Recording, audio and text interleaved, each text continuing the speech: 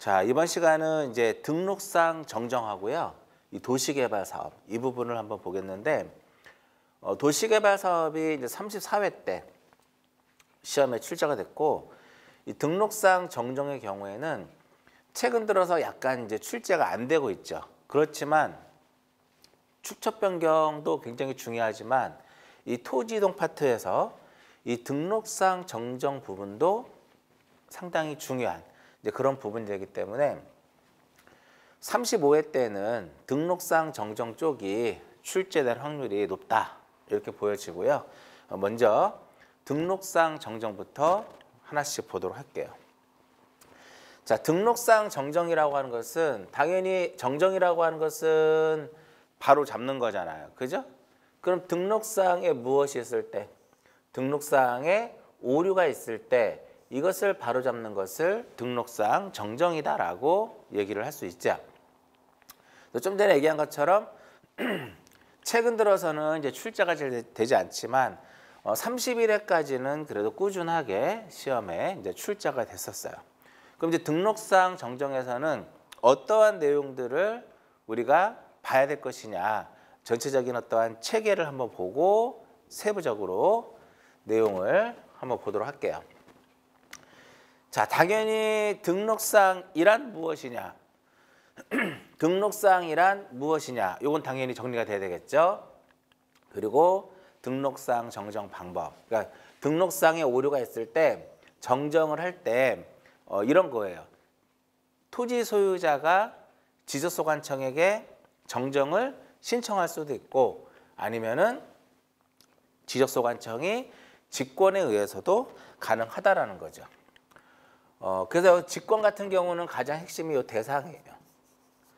자, 우리 공간정보의 구축 및 관리 등에 관한 법률에는 지적소관청이 직권으로 정정할 수 있는 것을 9개 정도를 규정하고 있죠. 그 9개가 굉장히 중요하고요. 그 다음에 대상. 등록 대상이라고 하는 것은 결과적으로 무엇하고 연결을 하면 되냐면 이 등록사항과 연결을 하면 돼요. 자, 등록사항 크게 두 가지로 보시면 되겠죠. 토지 표시와 무엇, 소유자에 관한 사항. 이쪽에서는 이제 토지 표시와 소유자가 있는데 이 소유자에 관한 사항은 등기된 토지의 소유자를 정정하는 방법과 미등기 토지의 소유자 정정에 대한 내용이 나오는데 정정에서도 이쪽 소유자와 관련된 부분이 시험에 출제가 많이 되고 있고요. 그 다음에 이제 기타적인 내용으로는 등록상 정정 대상 토지를 어떻게 관리할 것이냐 그 부분이죠.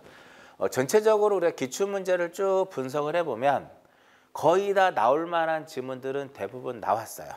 이쪽에서 이제 미등기 토지 정도가 아직 안 나왔고요. 그 나머지는 대부분 나왔기 때문에 역시 기출문제를 중심으로 해가지고 등록상 정정 정리하시고 문제를 정리하다 보니까 안 나왔던 지문들이 있더라. 그럼 그런 부분들도 다시 한번 체크를 하셔야 되겠죠. 자, 등록상 정정. 좀 전에 얘기한 것처럼 지적공부에 등록상에 오류가 있을 때 이것을 바로잡는 것을 무엇이라고 하냐면 등록상 정정이다라고 얘기를 해요. 이때 등록사항에는 토지 표시가 있고 소유자에 관한 사항이 있다고 했죠. 시험이 어디서 나온다 그랬어요? 이쪽에서 토지 표시 쪽에서는 이제 측량과 관련돼서 좀 나올 수 있는 거고요. 자, 이때 이제 오류를 바로 잡는데 오류를 정정하는 과정은 그 두 가지. 토지 소유자의 신청에 의해서도 할 수 있고 아니면 지적소관청이 어떻게 직권에 의해서도 가능하다 이겁니다. 신청에 의한 것은 대상이 법에 규정이 없다. 그러나 직권의 경우에는 직권 정정 사유 그 대상이 법에 규정이 되어 있다. 몇 개 정도 있다 그랬어요? 9개 있다 그랬어요. 자, 이 부분은 무슨 의미냐면은 결국은 뭐냐면 토지 소유자가 지적공부의 등록사항에 오류가 있음을 발견하게 되면 언제라도 지적소관청에게 등록사항 정정 신청을 할 수 있다라는 거예요. 그런데 그래서 규정이 없는 거예요. 사유 자체, 대상 자체는. 근데 지적소관청의 경우에는 등록상의 오류를 발견했는데 그것이 본인이 법에서 정한 직권으로 정정할 수 있는 사유면 직권으로 정정을 하면 되고, 그렇지 않을 경우에는 토지 소유자에게 야 지금 등록상에 오류가 있어 와서 정정을 신청해 라고 통지를 할 수 있어요. 자, 등록사항 두 가지. 토지의 표시. 자, 토지 표시 쪽에서는 한 가지만 딱 기억하시면 돼요. 그게 뭐냐면 정정으로 인해 가지고 집원 이런 건 상관없겠죠. 크게 문제가 되지 않는데, 정정으로 인해서 경계라든지 면적에 무엇을 가져올 수 있냐면 변경을 가져올 수 있다. 이와 같은 경우에는 직권으로는 할 수가 없어요. 직권으로는 할 수 없고 오로지 어떻게? 신청에 의해서만 가능합니다. 왜 그러면 직권으로는 할 수 없냐면 어찌됐든 지적소관청이 직권으로 등록사항을 정정하는 경우는 어떤 경계라든지 면적의 변경을 가져오면 안 돼요. 즉 어떤 이해관계와 관련되어 있으면 안 된다는 거죠. 그럼 이와 같이 경계와 면적의 변경을 가져오면 측량 성과도를 제출을 해야 돼요. 제출 서류고요. 그리고 판결서라든지 경계가 변경됐을 때는 판결서라든지 인접 토지 소유자의 무엇이 승낙서가 들어와줘야 돼요. 이 정도만 일단 기억하시고. 그 다음 소유자. 자, 소유자에 관한 사항에 대해서 정정을 할 때는 두 가지 파트입니다. 하나는 등기되어 있느냐 아니면은 미등기 토지냐. 항상 우리가 소유자에 관한 사항은 등기가 우선이에요. 그렇죠? 그렇기 때문에 등기된 토지의 경우에는 등기관서에서 제공한 것에 의해서 소유자를 정정해야 돼요. 그러면 등기관서에서 제공한 것이 그럼 뭐냐 이거죠. 4개입니다. 4개.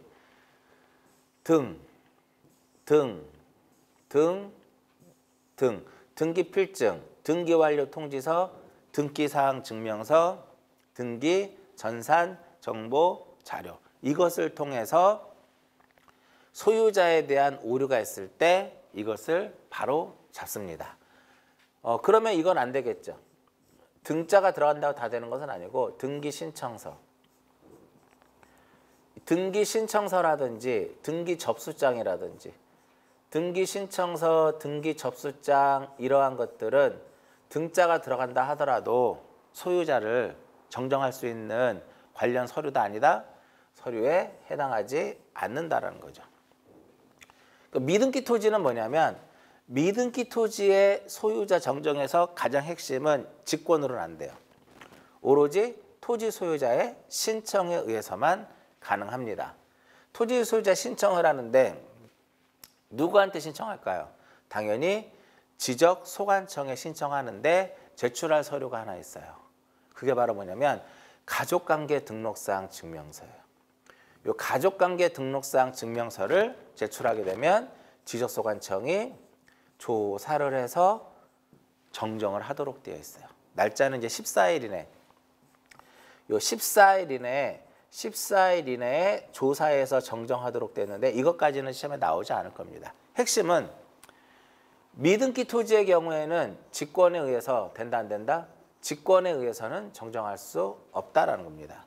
그럼 왜 직권으로 정정이 안 되느냐? 등기가 되어 있지 않기 때문에 지적소관청이 소유자와 관련된 내용 중에 오류가 있는지를 확인할 방법이 없어요. 본인 자체가. 대장만 동그라미 딱 있단 말이야. 근데 여기에 오류가 있는지 등기부하고 대조하면 되는데, 그렇죠? 등기부하고 대조하면 되는데 얘가 없으니까 이거 오류가 있는지조차도 확인하기가 어렵다라는 거죠. 그렇기 때문에 미등기 토지의 소유자 정정은 직권에 의해서만 가능합니다. 자, 여기 보면 경계라든지 면적의 변경을 가져올 때는 당연히 무엇을 해야 될까요? 정정을 위한 무엇을 해야 돼? 정정을 위한 측량을 해야 되겠죠. 그래서 법에는 이렇게 경계 또는 면적 등 측량을 수반하는 토지의 표시에 잘못이 있을 경우에 이 경우에는 그 정정이 완료될 때까지는 다른 지적 측량은 무엇시킬 수 있다? 정지시킬 수 있더라 이겁니다. 왜냐하면 지금 오류가 있으니까 바로 잡는 과정이잖아요. 그렇기 때문에 정정을 위한 측량을 할 수 있으나 그 외의 측량은 일단 수도. 우리 여기서 지적 측량을 정지하는데 우리 전 시간에 축적 변경해서 경계보건 측량 정지시킬 수 있죠. 그죠? 언제부터 언제까지? 시행 공고 현재부터 확정 공고할 때까지. 시행 공고일로부터 확정 공고할 때까지 경계보건 측량이라든지 지적 공부 정리를 정지시키더라 이겁니다. 그러니까 시험에 나올 수 있어요. 자, 직권 정정 사유 몇 개가 있다고 그랬어요? 9개가 있다고 그랬죠. 이 9개를 6개와 3개로 구분을 합니다.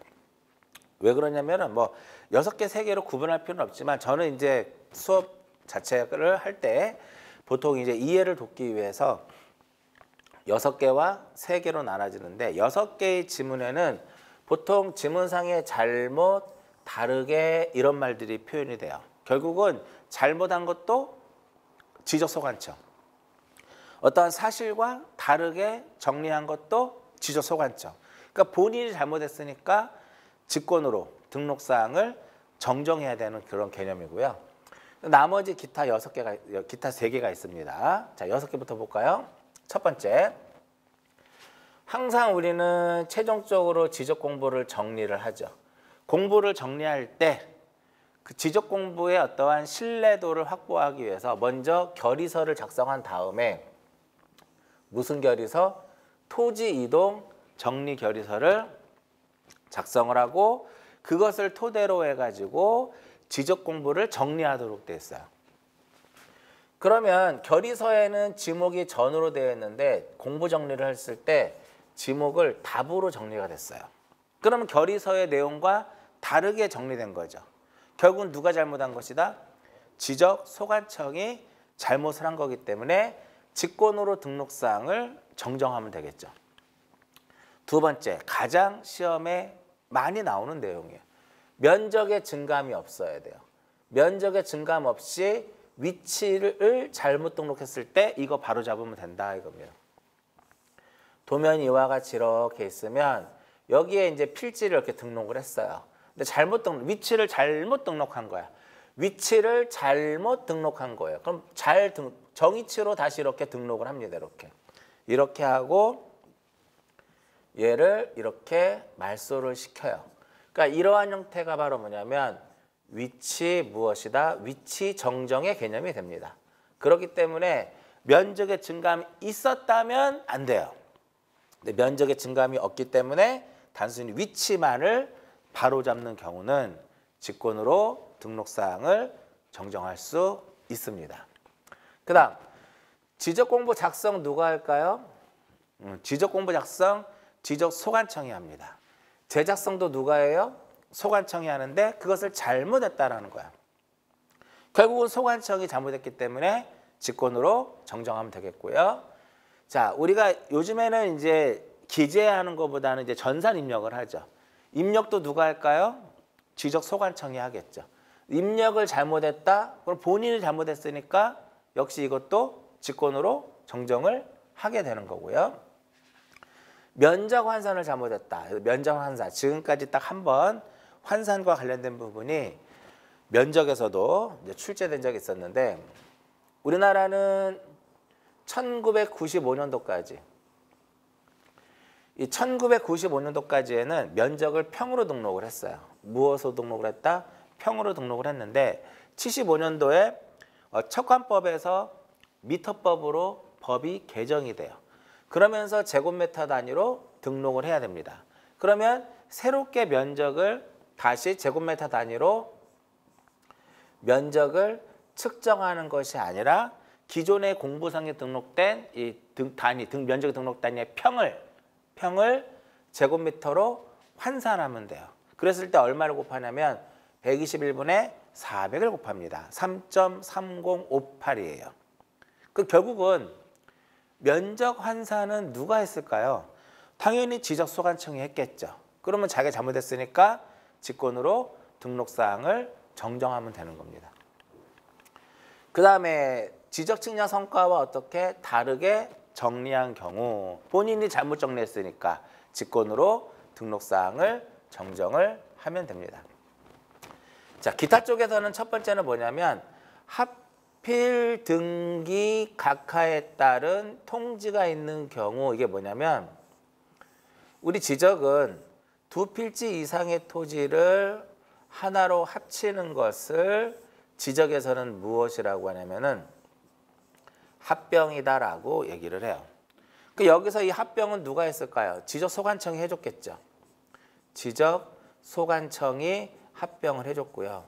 우리나라는 대장과 등기부가 이원화되어 있기 때문에 이것을 일치시키기 위해서 어떠한 표제부를 변경할 때는 몇 월 이내? 1월 이내에 등기를 신청하도록 되어 있는데 지적은 두 필지 이상의 토지를 하나로 합치는 것을 합병이라 하면 등기 자체는 무엇이라 그래요? 하필이라 그래요. 등기에서는. 하필 등기를 무엇을 하냐면 신청을 하게 됩니다. 등기관에게 이제 신청을 하겠죠. 그죠? 그 등기관이 이제 뭐를 해? 심사를 하죠. 심사를 해보니까 이건 하필할 수 없는데 즉 하필의 제한 사유에 해당이 되는데도 불구하고 지적소관청이 합병을 해버린 거예요. 그럼 여기서 등기관에서는 심사를 해서 무엇을 해요?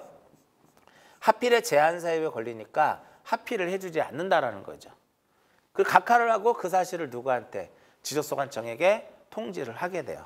자, 이렇게 두 필지 이상의 토지를 하나로 합쳤으니까 여기를 말소를 했겠죠. 그 다시 정정해야 된다는 소리입니다. 그 다음에 근데 여기서 이제 조건이 하나 붙어요. 조건이 하나 붙는데 이 조건이 바로 뭐냐면 여기서 시험에 나올 수 있어요. 여기서 조건이 하나 있는데 누가 잘못한 경우? 지적소관청이 잘못한 경우로 한정한다. 즉 지적소관청이 합병하지 말아야 될 것을 합병한 경우가 되는 거죠. 그럼 시험에 이 지적소관청을 뭐로 바꿀까요? 등기관 이렇게 바꿀 수도 있을 것이고, 그죠? 등기관 아니면은 뭐 토지 소유자 이런 식으로 등장할 수 있겠죠. 그다음 우리가 다음 주에는 이제 지적 측량을 하고요. 지적 측량 마지막 시간에 지적 측량 적부 심사라는 것을 하는데 지적 측량을 하게 되면은 이제 성과가 나와요. 성과가 나오는데 이 성과에 무엇이 있다? 성과에 다툼이 있을 때 하는 것을 우리는 무엇이라고 하냐면 지적 측량 적부 심사라 그래요. 그럼 보시면 성과에 다툼이 있을 때 하는 거니까 결국은 적부 심사 결과에 따라서 값이 달라질 수 있겠죠. 그래서 그것을 우리가 의결서를 나중에 뒤에 나오겠지만 이 의결서 사본을 시도지사가 지적소관청에 송부를 해요. 그럼 소관청은 의결서에 주문된 내용대로 등록사항을 정정하거나 측량 성과를 수정하게 되는 그러한 것을 하게 되죠. 이렇게 보시고요. 그 다음에 이제 마지막에 이거는 뭐냐면 공부상의 면적과 실제 면적이 같아요. 근데 이와 같이 이렇게 있으면 경계가 이렇게 서로 간에 일치가 되는데 일치하지 않게 되는 겁니다. 그랬을 땐 직권으로 경계를 부합을 시키겠다. 이러한 의미다. 이렇게 보시면 돼요. 이렇게 9개가 등록사항 무엇이다? 정정 중에서 직권으로 등록사항을 정정할 수 있는 경우에 해당이 됩니다. 그럼 이제 보시면 시험에서는 그러면 이거를 찾아내야 돼요. 직권으로 정정할 수 없는 것을 우리는 찾아내야 된다 이겁니다. 여기서 이제 하나 나왔어요. 첫 번째 면적의 증감이 있으면 안 돼요. 그러니까 항상 직권 정정 사유 나오면 면적의 증감이 있다 요거 찾으시면 돼. 그럼 그건 안 됩니다. 그다음 두 번째 지적 측량을 잘못한 경우. 지적 측량을 잘못하게 되면 수행자가 다시 해야 되는 거지 소관청이 등록사항 정정하는 거 아니에요. 그리고 좀 전에 미등기 토지의 소유자 정정은 토지 소유자가 가족관계 등록사항 증명서를 지적 소관청에 제출하면서 정정이 되는 거예요. 그렇기 때문에 미등기 토지의 소유자 정정은 할 수 없다라는 거. 그다음에 대장상의 토지 표시와 등기부와 일치하지 않으면 등기부가 잘못된 거기 때문에 대장을 정정할 이유가 없는 거죠. 이렇게 9가지 직권 정정 사유 꼭 기억하시고요. 자, 그다음에 등록상 정정 대상 토지의 관리. 이 부분도 최근 들어서 꾸준하게 시험에 언급이 되고 있어요.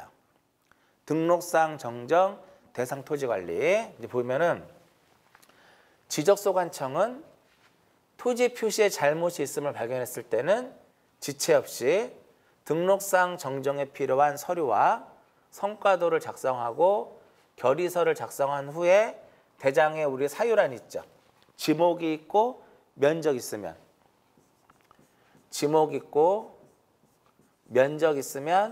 그 옆에 무엇이 있다? 토지의 이동 사유란이 있어요. 그 사유란에 무엇이라고 써요? 등록사항, 정정, 대상 토지라고 적고 토지 소유자에게 등록상 정정 신청을 할 수 있도록 그 사유를 무엇하냐면 통지합니다. 다만 직권으로 정정할 수 있는 경우에는 통지하지 아니할 수도 있다. 이게 무슨 의미냐면은 1번, 2번 연결해서 보시면은요. 지적소관청이 등록상의 오류를 발견했는데 본인이 직권으로 정정할 수 없어요. 없었을 때는 토지 소유자에게 야, 지금 등록상에 오류가 있으니까 와서 정정해 라고 신청하도록 통지하는 거예요. 근데 만약에 본인이 무엇할 수 있으면 직권으로 정정할 수 있다면 통지할 이유가 없겠죠. 나중에 직권으로 정정을 하고 공부를 정리하게 되면 그때는 알려줘요. 자, 이래서 직권으로 정정했다라는 것을 알려주게 되는 거죠.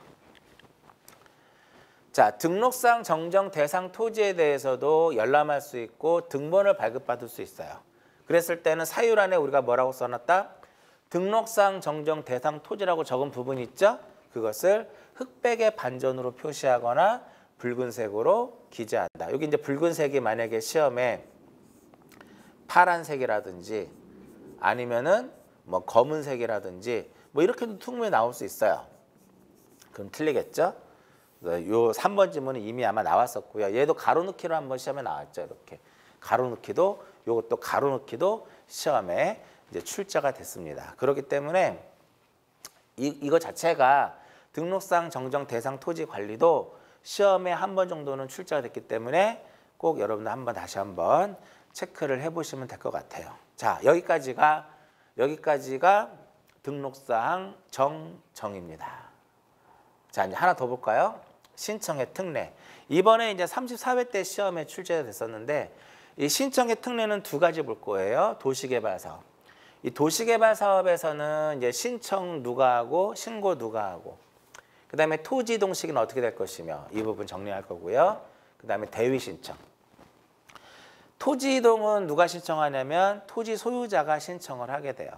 그죠? 근데 토지 소유자를 대위해서 시행자가 할 수도 있고 행정기관의 장, 지자체의 장이 할 수도 있고 관리인이 할 수도 있고 채권자가 할 수 있어요.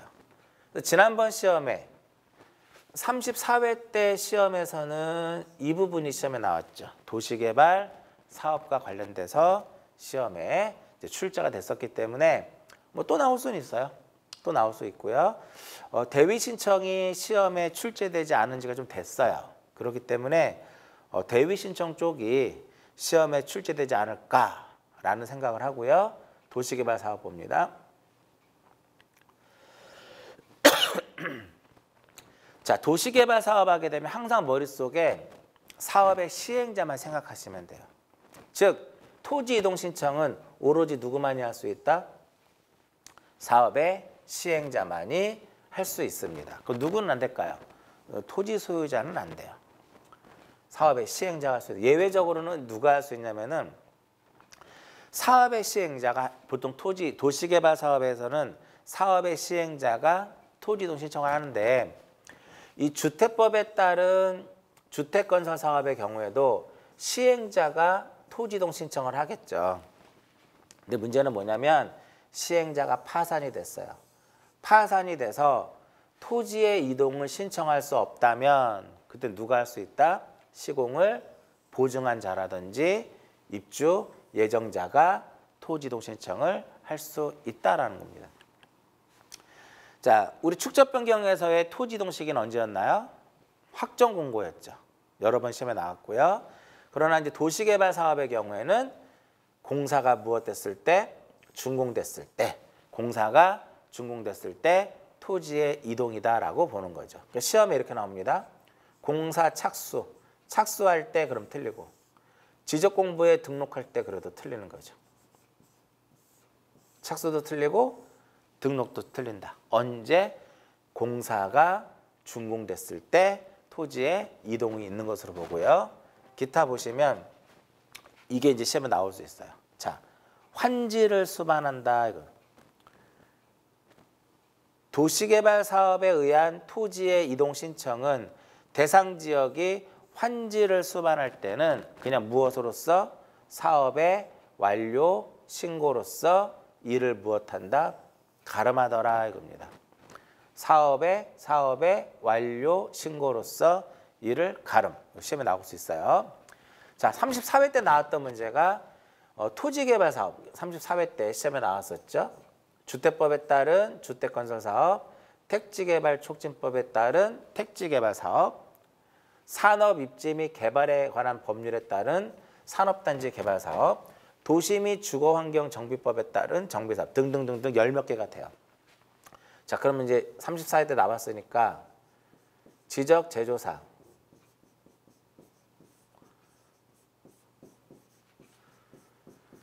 지적제조사에 관한 특별법, 지적제조사에 관한 특별법에 따른 지적제조사 사업,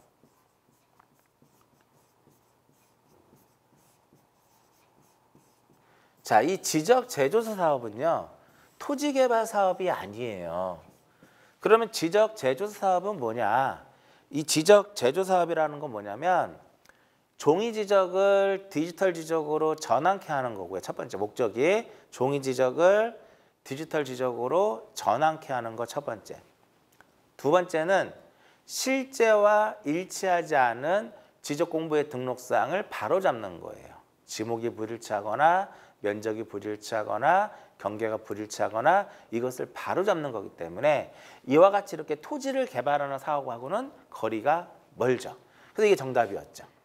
그래서 35회 때는 또 나오진 않겠지만 36회 정도 때는 시험에 출제될 수 있는 그런 유형의 문제다. 이렇게 보시고요.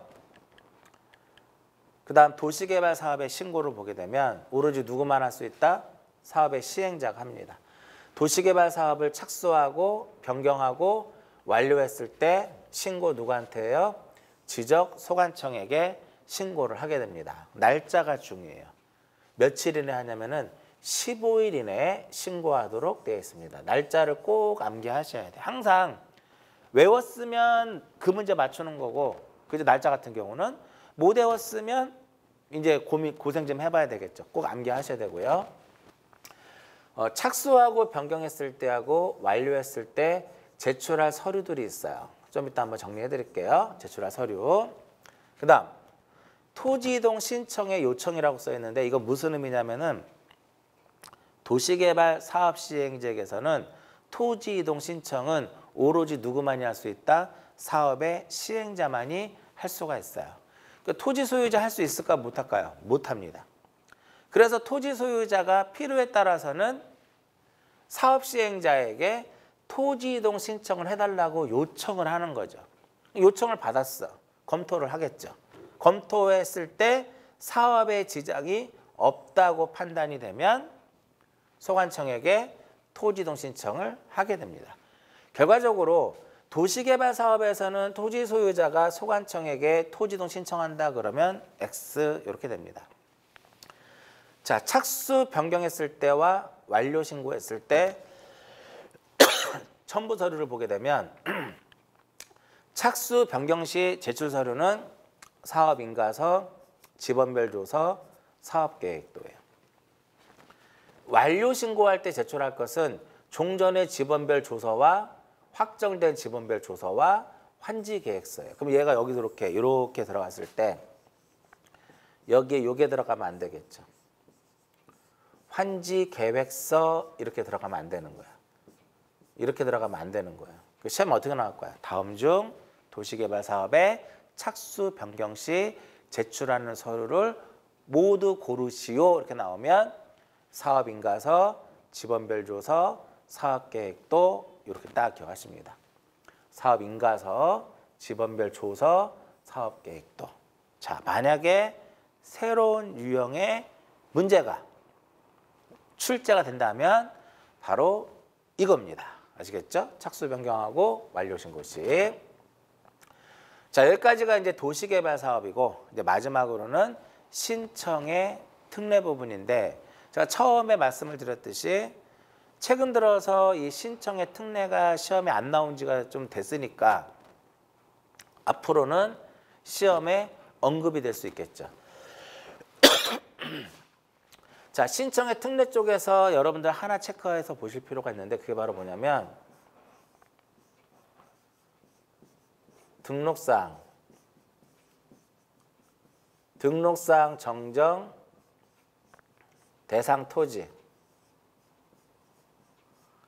등록상 정정 대상 토지는 제외합니다. 즉 일반적인 우리가 토지의 이동의 경우에는 대위 신청할 수 있다는 건데, 만약에 그 토지가 등록상 정정 대상 토지라면 특례 규정을 적용하지 않습니다. 보통 토지가 이동이 되면 누가 신청할까요? 토지 소유자가 신청을 하는 거죠. 일반적인 토지 이동은 60일이라는 것이고, 바다로 된 토지의 등록 말소는 90일이에요. 그렇죠? 다 설명해 드렸고요. 법인 아닌 사단 재단, 비법인 사단 재단의 경우에는 대표자 관리인이 토지 이동 신청을 하도록 되어 있고요. 도시개발 사업의 경우에는 누가 한다? 사업의 시행자가. 착수 변경 완료 신고도 시행자가 며칠 이내? 15일 이내. 토지 이동 시기는 언제다? 공사가 준공된 때 이렇게 되는 거죠. 자, 이렇게 토지 소유자가 해야 될 것을 제3자가 무엇 할 수 있냐면 대위에서 할 수가 있습니다. 이거 꼭 기억하세요. 등록사항 정정 대상 토지는 신청의 특례에서 제외된다라는 거. 자, 대위 신청 4가지만 기억하시면 돼요. 첫 번째 누가 할 수 있냐면 사업의 시행자가 할 수 있습니다. 어떤 경우냐면은 공공사업 등으로 인해서 여기서 8하면 떠올라야 될 게 있죠. 지목 8개를 생각하시라는 거죠. 지목 8개를 생각을 하시라 이겁니다. 지목 8개. 천수가 유학가서, 철도를 구제했다.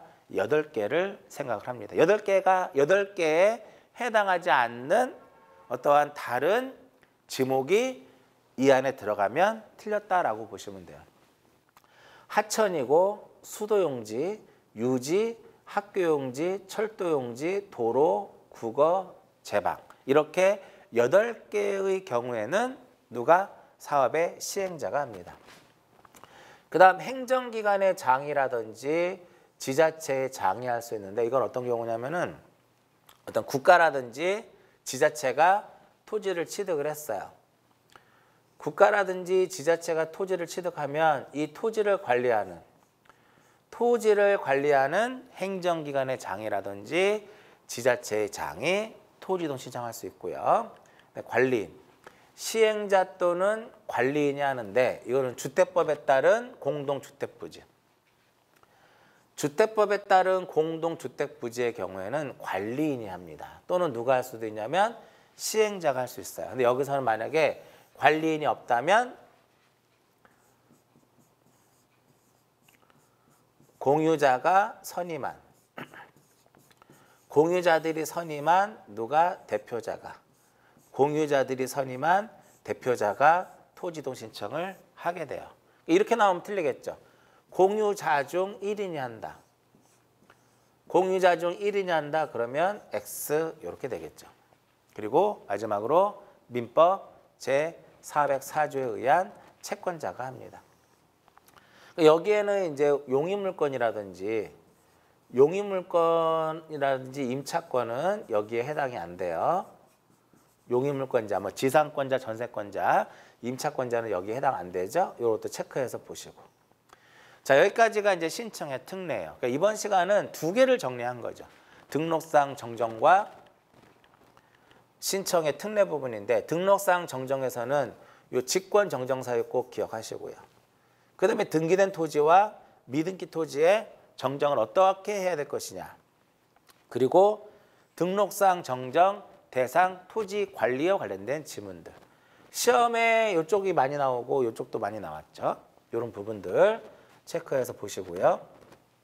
등기된 토지는 등자 들어가면 된다 그랬어요. 등기필증, 등기완료 통지서, 등기사항 증명서, 등기 전산정보 자료. 얘는 가족관계 등록사항 증명서라고 그랬죠. 직권으로는 안 된다.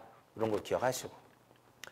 신청의 특례 쪽에서는 이제 이렇게 쭉 정리를 했었는데 앞으로 이제 이쪽 부분이 나올 수 있고요. 그죠? 그 다음에 뭐 토지이동 시기, 공사가 준공됐을 때 신고 15일 이런 부분들. 그리고 대위 신청의 경우에는 좀 전에 우리 앞에 했던 등록사항, 정정, 대상, 토지의 경우에는 대위 신청할 수 없다라는 거 아시겠죠? 이렇게 해서 이번 시간은 마무리 짓고요. 이제 다음 시간에는 이제 토지동의 마지막 파트예요. 지적 공부 정리, 등기 쪽탁, 지적 정리의 통지. 34회 때도 한 문항이 시험에 출제가 됐죠. 잠깐 쉬었다가 이어서 정리하도록 하겠습니다.